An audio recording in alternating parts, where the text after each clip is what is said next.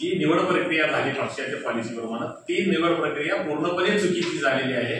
तर परत एकदा नवीन मतदार यादी करून पार्टीच्या पॉलिसीप्रमाणे मतदारांचे समावेश करून परत एकदा एक फेर प्रक्रिया राबवावी आणि आम्ही प्रदेशाध्यक्ष उपमुख्यमंत्री देवेंद्रजी फडणवीस साहेब, सर्व नेते भूपेंद्र यादव साहेब यांना सगळ्यांना जाऊन आज उद्याच्याला भेटणार आहे आणि त्यांना सांगणार आहे गेल्या वेळची परिस्थिती अक्कलकोटची वेगळी होती, ज्याला तिकीट देईल तो विजयी होईल अशा परिस्थिती गेल्या वेळची होती, पण आज ती परिस्थिती नाही आहे।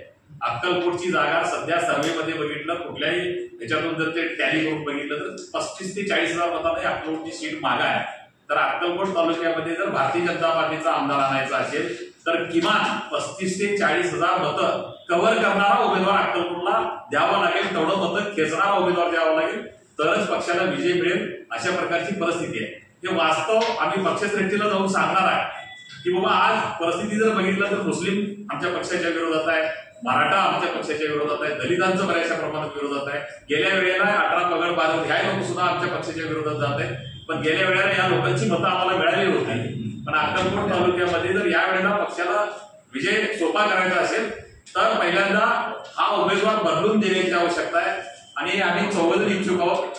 रमेश पाटील, आनंद तानवडे, बसली खेडगी आणि मी या चौघांपैकी कुणालाही जर उमेदवारी दिलं तर त्याला निवडून आणण्याची जबाबदारी कार्यकर्ते घ्यायला तयार आहेत।